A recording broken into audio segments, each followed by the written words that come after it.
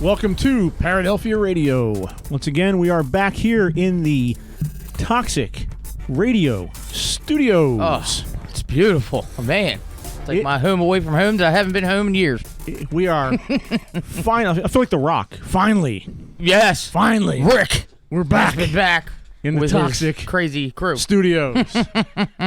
This is quite the little setup Toxic Mike has done with the place since we've been gone. Oh, yeah. Digging the soundproof black and green and everything. So yeah, man. Looking good. He's upgraded the tech here, and we're kicking some ass here. Yeah. He's got these light rings. I was telling him before the show, I feel like I'm going to have a tan by the end of the night. Right, and I didn't have a chance to comment because literally I'm not used to, coming in, rushing up 295 again to hurry up and get here.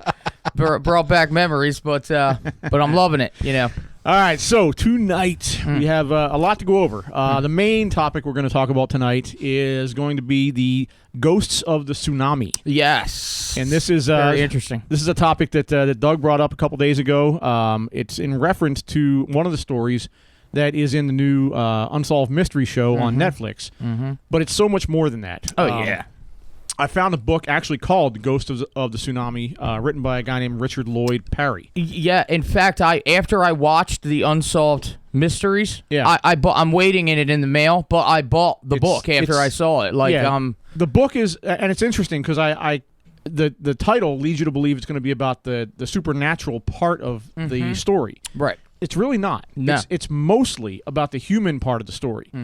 But the thing of it is, when you read the book, you kind of understand that you have to know the human part of the story in order to understand the supernatural part. And we're gonna get through that in a few minutes. We'll start out with, talking a little bit about the book, about some of the stories he talks about in the book, so you get a preview on on your reading. That's all right. I've already looked when doing research for the show, and plus when I saw it, it just intrigued me. So I've looked a lot into it. And it's interesting because the fact that it happened in Japan and with the cultural norms that are in place in Japan really play a part in the whole story.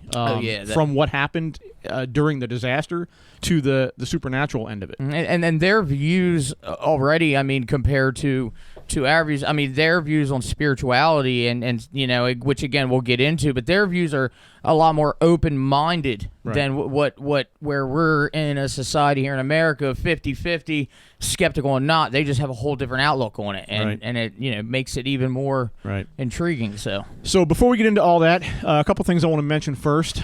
Tonight we put out last week because we thought this was going to happen tonight. We put out last week that our buddy Mario Cerrito, filmmaker extraordinaire, is releasing his latest picture called Human Hibachi. And he was going to come on tonight. He had a scheduling conflict. So I mentioned this on social media a couple days ago. We are going to be getting him on air one way or another. Either we're going to get him on one of the shows coming up, or I'll do a separate interview with him, and we'll post that separately. I'm not quite sure how that's going to go yet. But Human Hibachi is going to be out. Be ready. Is going to be out starting tomorrow. Now, the thing with this movie is that this movie has literally been banned from Amazon Prime. That is intense. So, so he was trying. Mario was trying to get this, like normally with his other movies, with Deadly Gamble and The Listing. He got those distributed through Vudu and Amazon Prime. Like pretty much all the. I think even Xfinity or Comcast even released them too. It's on there. So it's on there too. Yeah, he's done great success with the rest of them. So he thought that was going to happen with this movie, even though from the get go, this is a lot more intense. To put it one way. You gotta have the stomach, Right, but this, apparently this didn't work out the way he thought it was going to happen, and he was literally banned by Amazon Prime. So the way he's going to go about doing this, for anybody watching, there's a little preview here on the stream, some clips of the movie.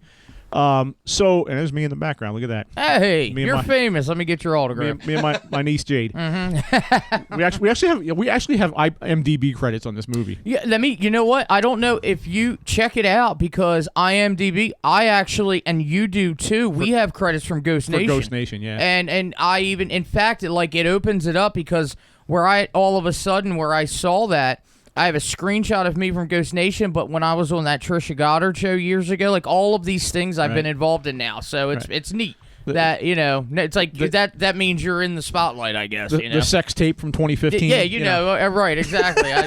You were there. You filmed it. You were the cue card holder. That's right.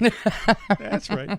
So anyway, Mario, tomorrow he's going to release this on his own website for the. He put a website aside, or what do you call that? I guess bought one, whatever you want to call it. Something like, yeah. I mean, usually secured one for the movie. Right. He got a domain. Got a domain. There you Bought go. a domain. There you go. Mike comes through with the actual terminology. I'll tell you what, Mike, the radio guy, TV guy, he's even the lube guy on that sex tape video. So Wait, what? You don't remember?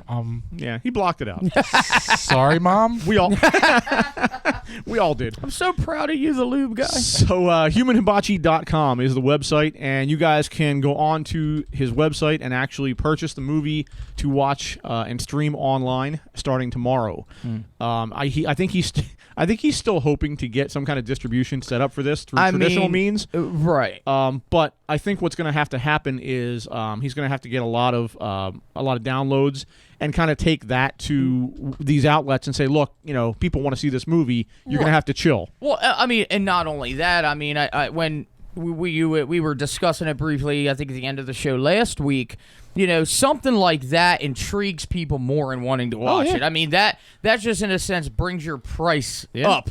And it's almost like, well, wait a minute. If it was banned from Amazon Prime I think you can get pornos off Amazon Prime. Like, if you could get banned from something like Amazon Prime where you can get anything off of there, it makes you just intrigued, like, well, what the hell is this all about? That's how Texas Chainsaw Massacre started the same way back in the 70s. Right. I mean, even movies like The Interview that came out a few years ago surrounding the whole North Korean thing, like that was banned from Universal, and now they're on Netflix, and it's a top movie. So anyway, tomorrow, humanhibachi.com, you guys can go on there, download the movie. Again, I would not. This is not safe for work. It's probably not safe if you just had a large dinner. Don't make it like a family movie night. It's not a family movie night, but it is damn interesting, and it's very good. It's very intense. And not only that, Mario. I mean, if you have not checked out, and I'm not just saying this because I know Mario and I'm close with him. Seriously, like his movie and his talent that in the success he's had in the movies he's made previously, with pretty much doing it from nothing, and him and his wife out of their own pockets at that, right? They're just so incredibly made. It's like they're not. It's like you're watching a movie that's had big budgets. I mean, or something like that. Like, you can't tell it's some low budget film. He's very talented, and he's well on his way, no doubt about it. He does more with less. Yeah, exactly. Kind of like my wife says. Yeah, there you go. Yeah, sometimes that's how it works out. That's what she says about me. Ah, that's what she said. Yeah, old Michael Scott. So anyway, so before I forget, and I always forget to do this in the show, so I'm going to do this right now up front. Social media, we are on it. So if you guys go on to Facebook, we are on Facebook under Facebook under Paradelphia. We are on Twitter at Paradelphia. I believe we're actually on Instagram too, right? Yes, yeah, we are. And I think I want to say I think Jenna. I think Jenna has control of that, and she's done that. But and not only, I'll tell you what, I can't seem to catch up. Like, I've gotten to a point in my life where, of course, I know there's Facebook and Twitter, but now people are on all this stuff. Like, I can't keep track of what social media is popular. I limit myself to 2. That's what I'm saying. I feel like when you say you're on Facebook, it's like, is that it? You're not on Kabuka Bob or whatever? Or I don't know. Is that what you're starting? That's I'm going to start one called a KabukaBob.com. KabukaBob.com. Yep. You can only do it if your name's Bob. Bob book. It's like a Bob book. All right, so let's get into the main topic here tonight. So we're talking about ultimately we're talking about, or we will be talking about, the paranormal effects and after effects of the tsunami that hit Japan back in 2011. Mm-hmm. But doesn't even seem like that long ago. But yeah. But this book, Ghosts of the Tsunami, written by Richard Lloyd Perry. Highly recommend it. I've gotten through about half, probably more than half. Did you do? Oh, you got the reading online thing? Yeah. And I thought of that after I bought the book. Like, why didn't I just buy it to read it online? But it, so. So this book basically gives you kind of it's an inside look. Richard Perry lives in Japan and has for 18 years. And what he did after the tsunami is he went and talked to the people that had been affected by it the most. People that lived near the coast, lived near the epicenter of the earthquake and where the tsunami hit. Right. And basically what it was, the centerpiece of the book really is this situation where they had a school that was pretty close to the coast. I mean, it was probably within a mile of the coast. Called, I think it was the Ocala School, I believe. Ocala Elementary School. And in this school, they had 74 children passed away during the tsunami. Now, the thing about that is there were 12 other schools within the range that was considered the tsunami zone. Right. 12 other elementary schools. The total number of children lost was 75. So 74 of them came from the one. were in this one school. And only one additional. Right. So the question becomes, what is going on? And this is a picture, if you guys are watching online, this is a picture of the aftermath. This is what's left of the school. What did this school do wrong? Like what did everyone else do right, and what did they do wrong? And this is explored through the eyes of the parents who lost children in this tragedy. It's explored through his eyes, Richard Perry, who's going and seeing all this for himself and talking to these people. And it's really, really interesting. So basically, the gist of this, for anybody that's unaware or forgets, it's been a few years, but on March 11th of 2011, there was an earthquake that was literally the largest earthquake in recorded history in Japan. It was, in fact, because I watched second time, it was 8.9 magnitude. I want to say. And they recorded it just off the coast. And once they recorded it off the coast, ironically, because Japan is so over-prepared for earthquakes, they really didn't have much damage from the earthquake itself. Right. Everybody he talked to in this story basically said that the buildings held up really well. That wasn't the problem. The problem came later on when slowly but surely they were getting and this one thing leads to another with this story. When the earthquake hit, it affected the communications lines. Not all of them, but some of them physically.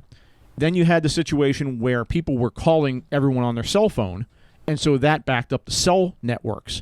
So it became a situation where because of the physical damage and the cell networks being backed up, you didn't have the ability to communicate. Right. And to think about that, I mean, just think about like for example, you look at over here with 9/11 when that happened. Same kind of concept where it was such a backup where it communicate, and that was just within New York City, Manhattan, all that.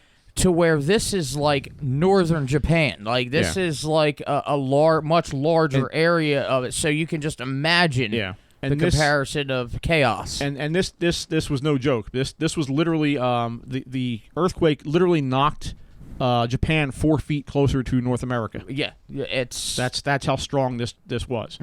In fact, again, from looking at numbers, I'm pretty sure. So again, where it was like around 8.9 was the magnitude of this earthquake. The biggest one prior to that was at like a 7.4, I think it said. So just to see, I mean, in magnitude, I'm not like an earthquake expert, but just from what I know, that's just a huge dramatic change in points of the whole earthquake number. So one of the main characters, and I can't go over everything in the book here, but one of the main characters in the book, at least the beginning part of the book, is this lady named Sayomi Shinto, or Shito, Sayomi Shito. Watch your language. These names are brutal. Right. It's anytime no disrespect to any of our Japanese listeners. We're trying. So her daughter, who was named Chisato, she was, I believe she was 8 years old. 10 years old. She was in 5th grade, and she was at this school. You want to talk about heartbreak with this woman. Her older son had a graduation from middle school nearby her daughter's elementary school that day. So she went to that in the morning. Right. They had a party for the kids that were graduating literally across the street from the school. And right about the time they were dismissing school, She thought about going to get her daughter and bringing her home instead of waiting for her to take the bus home. Right. Well, she didn't because she said that her son wanted to go home and play with his friends. It was graduation day, so she said, "Whatever, I'll let her take the bus." Sure. Well, obviously, the tsunami hit, and she couldn't find. But here's the thing: when the tsunami hit, basically the way the lay of the land is, the school was on the other side of the mountain range, little small hills and whatnot. Not mountain range, but they were hills that separated the towns that were a couple miles inland from the coast. And the people that lived there, because the communications got knocked out, they didn't know what was going on. Right. So all they knew was what was trickling in as far as news, and they thought that this was just another, because they've had tsunamis there that were a couple feet deep, and they just figured it was one of those. And not only that, there was a lot of reading where that earthquake was so strong, a lot of people knew, because it was so large, there were a lot of people that knew, like, well, there's got to be a tsunami to follow. Yeah. But again, they've had them before, not thinking of what this was to come, So her daughter's in the school. She's getting reports that the kids are okay, but the kids are trapped in the school. It got to be nightfall. They got word that they were supposed to have, and wherever this came from, it's just, how rumors start. Right. There were supposed to be helicopters that were going to chopper the kids from the school back to dry land. Right. So all night, the men in the village cleared these areas that were supposed to be chopper landing spots for the choppers to land. And the next morning they waited and waited and waited and waited and waited, and nobody, like, they saw choppers going back and forth, like police and rescue, but nobody brought the kids back.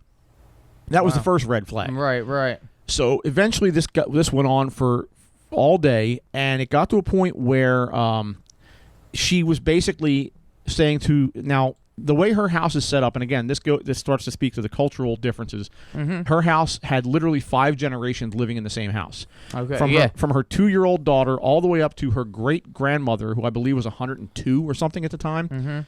Now, in Japanese society, it is a heavily patriarchal society. Heavily. And they are very duty-bound. Right. That is ingrained from day one when you are Japanese. It's a patriarchal society, and you are duty-bound to your family and to your job. Right. So that played a huge part in this, because when her husband couldn't get back from his job, he stayed at his job. The duty of the man of the house, so to speak, fell to her father-in-law. All right.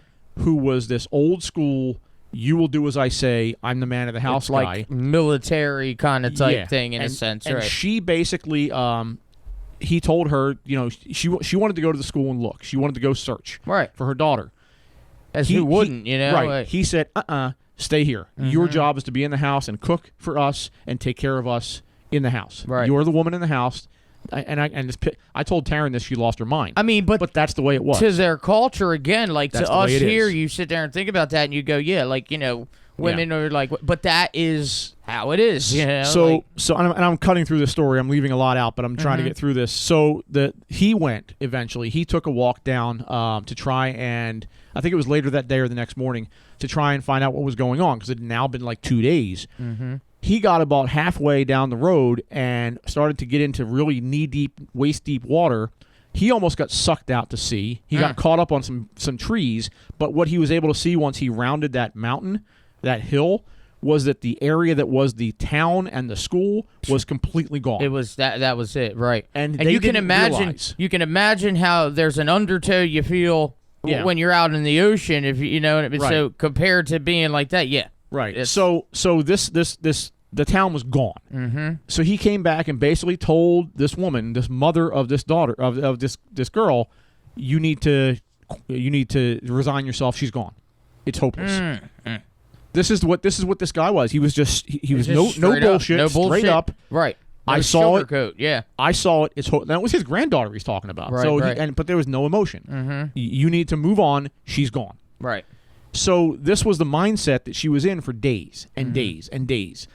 And she basically did her, quote, job, and she was doing the cooking around the house, and she, all that stuff. Meanwhile, daughter's lost. Meanwhile, everything. Now the scope of what happened is becoming reality, but no one has found her daughter yet. Right. So even though the father-in-law said, there's no hope, she agreed with it because that's her place is to agree. You know, in her mind she had to, because she's a human being, had to have something in the back of her mind that said maybe, just maybe, she's still okay. Take culture out of it. Humans, that emotion. So, it doesn't matter what culture. Right. Yeah. So I think it was a week and a half or something, maybe 2 weeks later. Her husband, who had come back and forth at this point to working back, he had gone up to a high school that was nearby that they were taking bodies to. Well, he found the daughter in the high school in a pile of bodies, and he came back home and he said to his wife, you know, you need to come with me, and we found Chisato. Right. And she was thinking, oh, I've got to bring food and warm clothing, and he's like, again, no, in the back of her head, bring any of that. Bring it in the back of her head, having that hope, you know. So she goes to this high school and she finds her daughter on this pile of bodies, and this was a part. You know, this is going to sound disgusting, and I get that it does, but honestly, the first thing that happened with me when I saw this was I just it got them. Like I'm an asshole. I get it, you know. But even this, it doesn't matter. It's just like, you know, even. You even have like the closest with kids. I mean, you know, you don't have kids your personal self, but obviously you have family with kids, and you're a teacher. Yeah. So you already have that, you know, connection in itself too. So she finds her daughter's body, and it's covered in mud. She's naked. She's clothes are ripped off, and it's naked and covered in mud. So she starts taking towels and wiping the mud off. Sure. Trying to clean her daughter. She takes her own shirt off when the towels are gone and starts to clean her. All right. Got to a point where she didn't have any clean anything anymore. Starts to literally lick the dirt off of her daughter. Wow, and I get that's you know, she's licking her dead daughter, but and it's disgusting. But at the same time, like, you got to think about that. Like, this woman had this hope in her mind, right? Even though she was telling everybody that, you know, what she was, quote, supposed to be telling them. Okay, I understand. She's not going to come back. She had this hope, right? And something must have broken in this woman. I mean, to the point where she went back to literally, it was like an animalistic act, of like licking your young, to clean them. Because you know, once you started getting into the story, I remember reading the same thing, because even the husband was looking at it as kind of like, I remember hearing, you know, reading myself, you know, that even looking at her down on all fours, licking licking her almost like a dog. Even the husband was kind of looking at it as, but again, you know, you have that. It's almost like you snap, and you lose that logic of thinking, and it's like right off the bat, it's like, what can I do to better this, in a sense? And sometimes you do the weirdest shit in the worst times, you know. So this is just one of the stories in this book. It goes into a lot deeper, the questions of what happened at the school, who's liable. It turns out there was a lot worse, because the kids basically knew better than the adults, and because of the sense of, quote, duty and following the instruction manual to a T, those kids lost their lives. It's what it boiled down to. Basically, regardless, it's like the kids are like, you know, adults saying to kids, just shut up, you know, you listen up, and it's unfortunate. So now you've got a situation where you have, I believe it was, 13,000 or something people died in that initial day in that area. And this is kind of where it gets into the supernatural part. Right. Japanese people don't look at death the same as we do here. Right. When we lose someone here, we bury them, and we miss them, and maybe we take flowers to the grave, and we have a picture up in our house or whatnot. But everyone's got their own like coping mechanism kind of thing. To us, the person is gone. They've gone somewhere else. To the Japanese, that's not what happens. No, not at all. They stay. To the Japanese, they literally build a shrine in their home, called it a hati. And basically what they do is they take the name of the deceased and put them on an onyx stone, and they make this nice little, it's almost like a little garden in their home with flowers and little waterfalls or whatever. And it's basically a shrine to, the ahati is what they're showing here. Bring it up, which you can see, if you go to some flea markets and stuff or anything, you see those around that people will get just to have as decoration, but this is the main purpose of them. Right. So the main gist of this is that these people believe that the dead are there constantly. They are influencing the lives of the living all the time. Right. And so to that end, this belief is just ingrained in the Japanese people. So when they started to have these incidents of supernatural events where people were seeing ghosts and they were seeing relatives, it was not as far-fetched to them as it might seem to us. Right. Because they basically had the idea that those people, those deceased relatives, are there anyway. Right. And again, getting into that whole concept where, again, like you said, they're around. I mean, in a situation like this, it even goes beyond at this point. Because, again, like you said, you have family, you get a loved one that passes away. To them, they're still there. I mean, in a sense, in their culture, their belief on spirituality, again, they're just because they're physically not there, they're there. So it's like everybody, in a sense, is a ghost or a spirit to them. And but with it almost goes from you having a belief like that with a loved one to now you're having a whole widespread area, which goes into, again, a lot of the stories. Not only do they that I've come across from the Unsolved Mysteries, but like the countless stories that you read about online, which again is what when we get into it, some of the ones that I found that are very fascinating. So one of the most interesting, and this was part of the Unsolved Mystery show episode, is the story of this gentleman. He calls himself Ono. Yeah. It's an assumed name because he felt shame in telling his story. Basically, Ono lived a few miles inland. Did not really know the destruction that took place. He again, the communications were down. He kind of just thought it was going to be something where it was a little bit messed up. And one day he got I believe it was his wife and maybe his daughter or his mother-in-law or somebody, but a group of them got into a car and drove down to the coast, figuring they just wanted to see what had happened. Curiosity struck them. Yeah. Right. And so when they drove down there, they were basically very flippant about it. They took a packed lunch. It was an outing for them. Sure. And it was really just kind of a curiosity, a morbid curiosity kind of thing.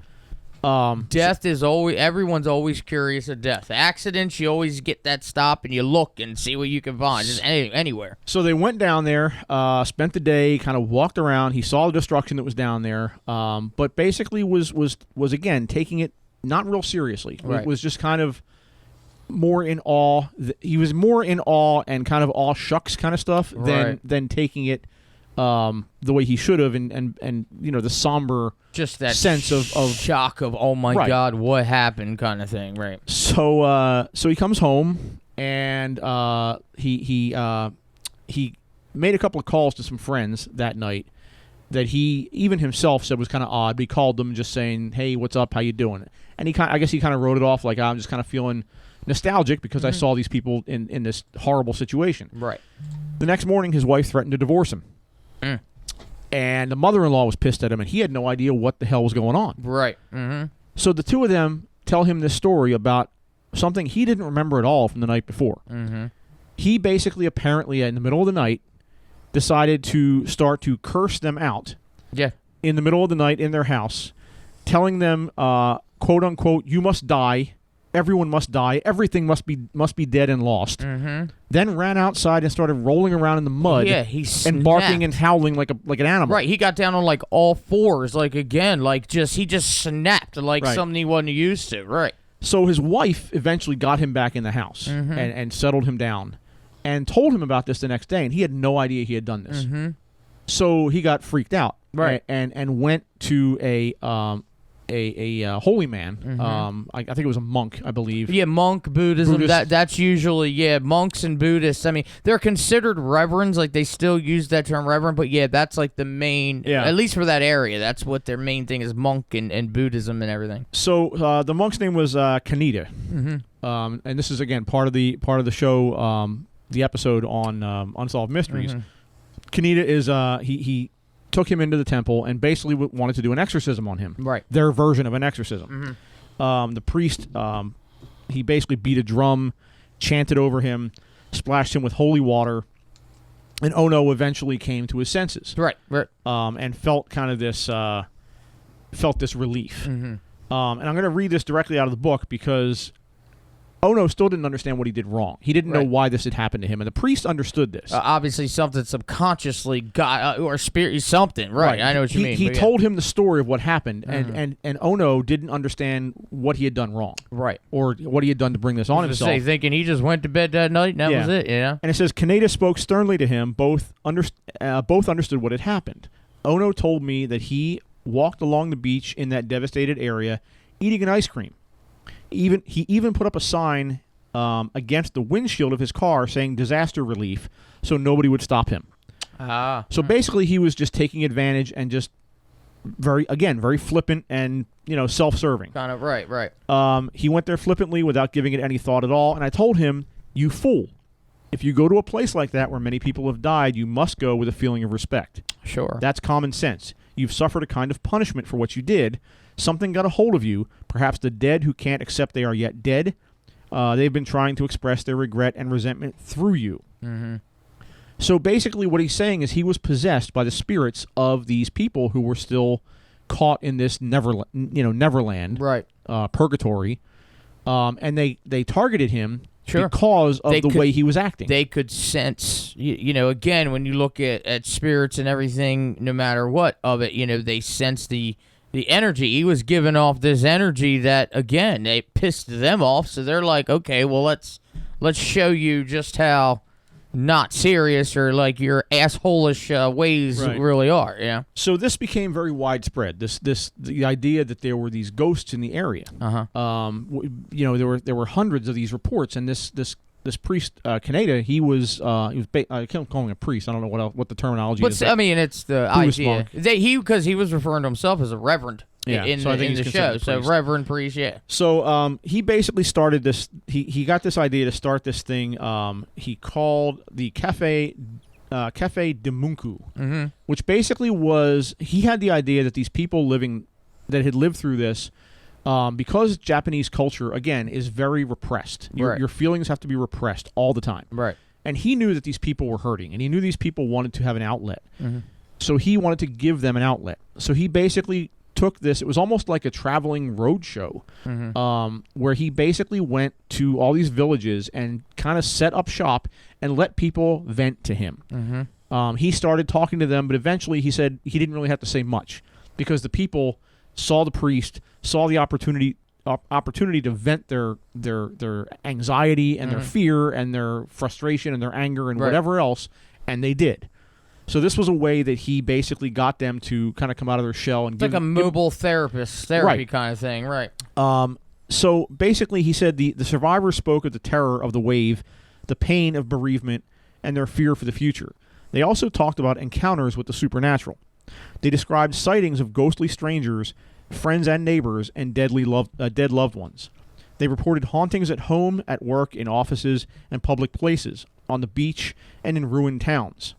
All right. Some of the examples of this: a young man complained of pressure on his chest at night, as if some creature were straddling him as he slept. A girl spoke of a fearful figure who squatted in her house. A middle-aged man didn't want to go out in the rain anymore. Yes. I said that. The reason is because he kept seeing dead people in puddles. The faces of dead people in puddles. Right. A civil servant visited a devastated stretch of coast and saw a solitary woman in a scarlet dress far from the nearest road or house, with no means of transportation in sight. When he looked at her again, she was gone. And a fire station received calls to places where all the houses had been destroyed. The crews went out to the ruins, and when they got there, they prayed for the spirits, and soon the calls stopped. So these were examples, some examples of what was going on in the town, or the towns in the devastated area. Right. Now, I know you did some research on this, Doug. I did. I mean, it basically, in addition to, in addition to some of the things that were on the show, just some accounts that people have had with it. And so yeah, I mean, actually, to just kind of follow up with what you were just talking about, one of the biggest things in doing the readings, everything to prepare for this, is how, much like we talked about, the whole thought and the way that their views on spirit and how they're around all the time. one of the biggest things that people, and even to this day, I mean, you could read things that people are still encountering, today, to a year ago and everything, Right. is you'll have people walking down the street or driving down the street, and they're, whatever the case is, still being stopped by a person or even a group of people in some cases. Right. And it's funny because a lot of times these people that are explaining these accounts, it's like they know right off the bat just by looking at them that these people that are stopping them, and it's like asking for help, they know that they're past, they've moved on. And one in particular is there's a woman named Kancho Aizawa. Again, something along that lines. But she is, let's see, she's actually a resident of one of the towns, in Ishomaki, which was part of the devastation. And as part of a living, she's also like a therapist. She's like a counselor. Right. And she, in addition to having people, come to her to kind of talk about the devastation, whether they've had some kind of loss in family, whatnot, she talks about an encounter she had one night, and it wasn't long after the tsunami took place. And she was flagged down. She was driving down the street, and she said she was flagged down by a couple of individuals that were together. And when she said that she knew when she pulled up that there was just something different about them, that she just expected that they were no longer living. Right. So when she asked, what can I help you with? One of the gentleman said to her, "I am lost and I just want to get home."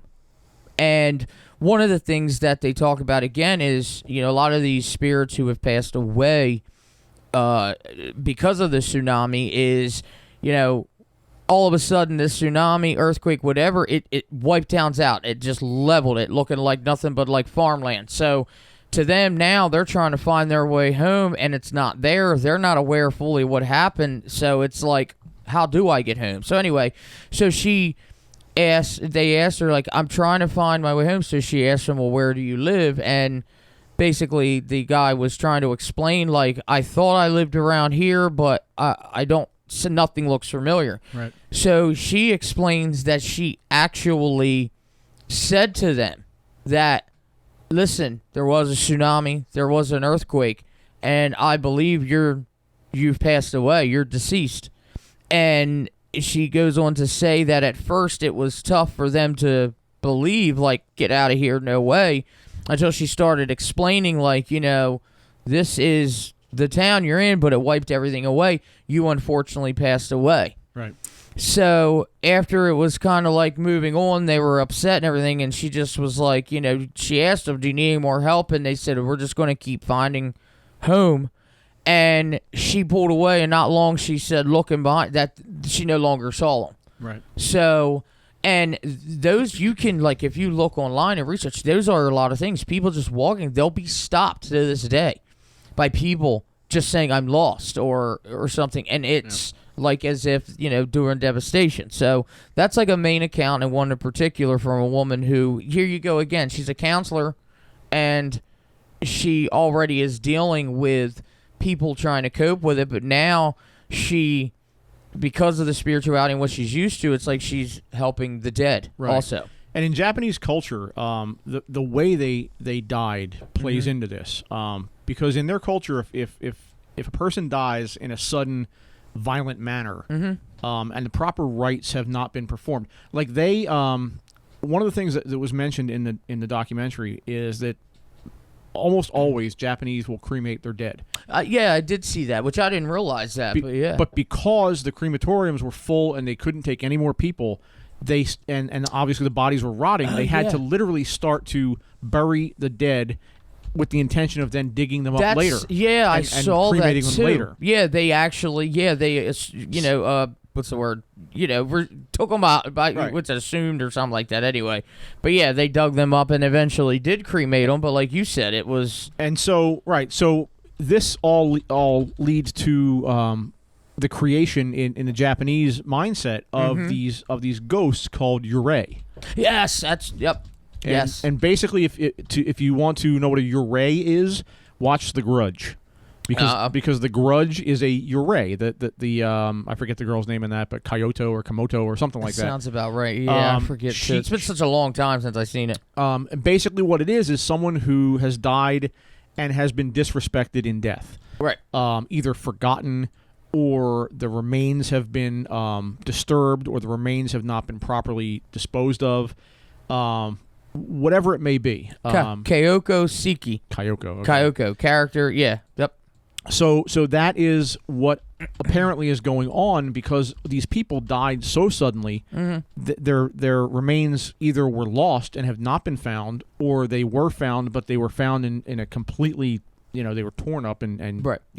Dismembered and all that stuff. Right. I mean, and in a sense, it's kind of the same concept, no matter what. I mean, especially, I know in the past with doing the research that I've done, it's the same thing. I mean, especially when you get into a case where you're doing a potentially haunted location believed to be someone that may have died in like a civil war or some kind of war. It's they lost their lives in such a traumatic way, right, that they are quite lost, or that it does. You can either have an angry spirit or whatever the case is, or not knowing. So, and it's interesting because the mindset the Japanese have is regarding the dead is not so very different from the Mexican way to look at it, because they're Dios de Muertos. Yep, the Day of the Dead. If you've ever seen the Disney film Coco, ironically it's a Disney film, but it gives a really good example of what the mindset is with the Mexican and the Spanish, I guess, thought process, Latin American thought process, with regard to the dead. Right. And the idea is that as long as you are remembered, you are allowed to live on in the netherworld. Right. In heaven, basically. The afterlife. The afterlife. Yeah. Right. And so to that end, they also create shrines to their dead, with the idea being that they don't want to forget them. Right. And that's the same thought process the Japanese have. And it's one of those things where, in the movie, the one of the plots of the movie is that I think the kid has a uncle or something that passed away, or grandfather. It was, I think, grandfather. Yeah. I'm pretty sure. Right. And the only one that remembered him was the grandmother, who was slowly losing her. She was going senile, and so she was forgetting him. Right. And so the idea was this kid went to the afterlife, learned all about his grandfather so he could come back and remind people about him so he didn't disappear. Because that was the greatest fear. The greatest fear was not death. The greatest fear was being forgotten. And as long as someone remembered you, you were okay on the other side. Once you were forgotten, once you were one of these people that just had everyone you knew died and everyone that knew you died, you became literally forgotten in history as if you didn't do anything that was significant enough to be remembered. Right. And you just basically disappeared from the afterworld, right? Which was a bad thing. And one of the things too that I just thought of is look at, for example, too, with Japanese. I mean, one of the things that's known in Japan, of course, is the Aokiari, the haunted forest. The forest where it's suicide forest is what they just at the base of Mount Fuji, where people go to commit suicide. Right. And I mean the stories just out of that. So again, where people are already going into there with the thoughts, sometimes people back out, or sometimes they've said to get in there and get lost. But either way, dying in there, you're going in there already as like a lot of times people don't know where you are. Yeah. And you're not found for such time, or you're never found.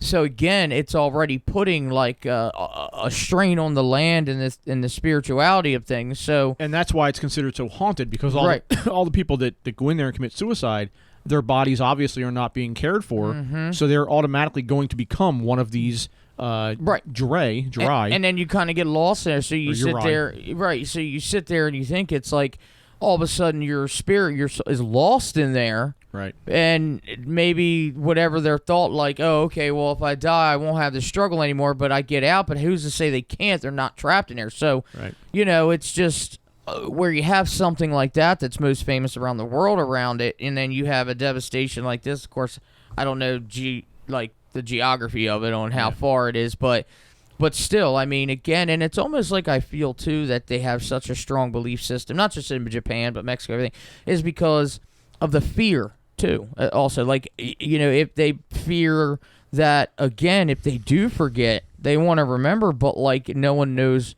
what kind of power that spirits have in the afterlife. So again, just it could be a scary thing, but also maybe a coping way, something that kind of eases the mind of a loved one that, oh, they're still here, just not physically. So that's basically the story. You know, again, that the book is so much more than what I described, what we described here tonight. It goes into a lot of different aspects. There's many different. That's just one point of view, or one character's. Well, I can say character, but they're real people. One person's experience, but there's the experiences of the people that were, you know, responsible for the kids in the school. They look at that aspect of it. They look at the aspect of the people who were in the surrounding area. These older people. These people who there's a guy who lived. I think he was 105 years old.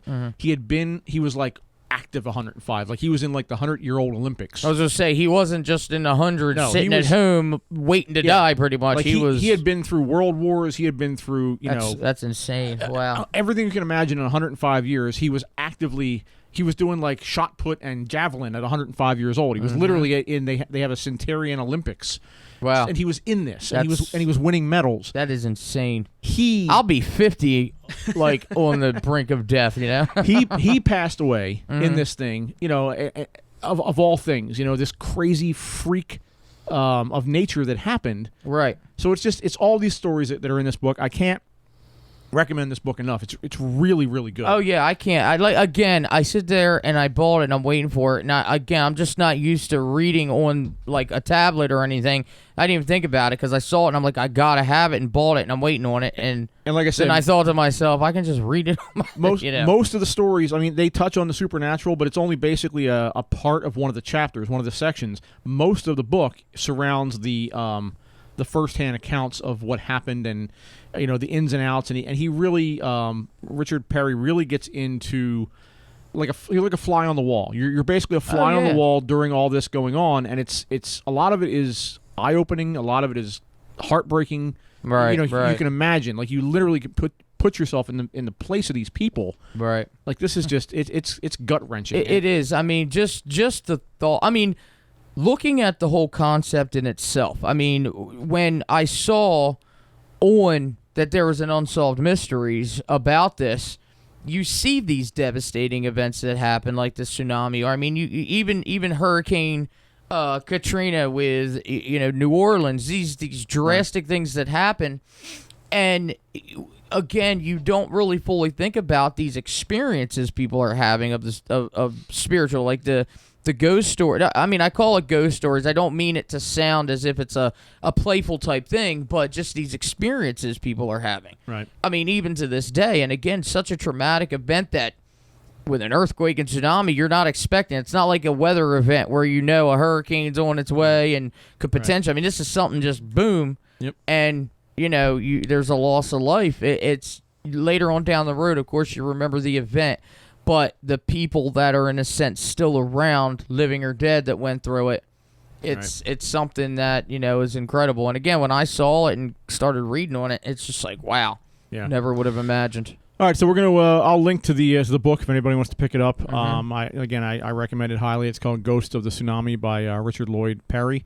And that's going to just about wrap us up for the evening. I want to mention tomorrow, Mario Cerrito's Human Hibachi is going to be live and ready for streaming and download. Oh, I can't wait. Yeah, I'm definitely. Do you know did he say what time or anything, or? He said Friday. You can try after midnight. I mean, I don't know. I was just curious. That's all. Yeah, because I'm, like I said, ready to check it out. Try after midnight. It's at some point tomorrow. It'll be live, and you can download. And again, not a Friday night family movie night kind of situation. It's not a family movie night, but it's a damn good time if you're into some crazy shit, he brings the goods. So say, it kind of makes you think about the mind of Mario Cerrito. On top of the stuff he's done before, then looking at this, it's like, do I want to be alone with Mario anymore? And, he's a good guy. Oh yeah, definitely. But his mind is. It's crazy because when you know Mario personally,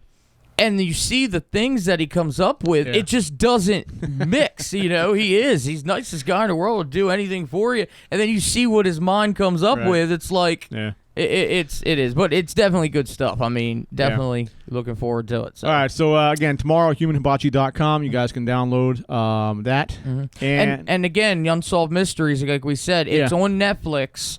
They don't have seasons. It's volume 2. I'm not sure what number, but you'll see it. It'll say Tsunami Ghosts or something. I think it's episode 4. Yeah. So check that out, definitely. All right, so I want to thank Doug for stopping in tonight. For our two Toxic Mike over here, who's been quiet the whole night. You haven't spoken 3 words tonight, man. I was going to say, does this mean we get to go back to you guys were so into what you were talking about, and you guys were so educated on everything. I didn't want to interrupt. You guys were having a bromance over tsunamis. It's cool. Like when I would talk to Rick about when he said about coming, will you be in studio or I think my response was I would love to be in studio there.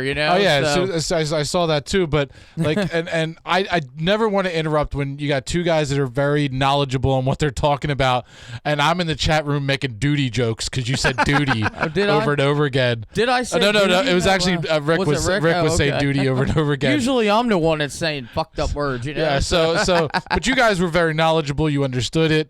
And I never want to intervene. When all I know is there was a lot of water. Oh, that. Right. Well, again, it's crazy because when I mentioned and brought it up, I'm just like, I saw Unsolved Mystery, and when I saw Tsunami Ghost and started watching, I don't even think I was through the episode before I put out there like, this would be a badass topic. It was really cool, and it made me. I've been playing video clips, and it's reminding me of what happened because you forget over time something like that. Yeah, and just your guys' stories and different takes on the aftermath of what happened is very eye opening, very interesting. So I really didn't want to interrupt what you guys. I was very intrigued as I was making duty jokes in the chat room, and also being very happy that we don't have to watch Rick get upset because his light went out during the show. Oh, well, so the light stayed on. I have a nice tan now. I was gonna say it's luckily, actually, it's nice because when you think of those bright lights for video, you're like.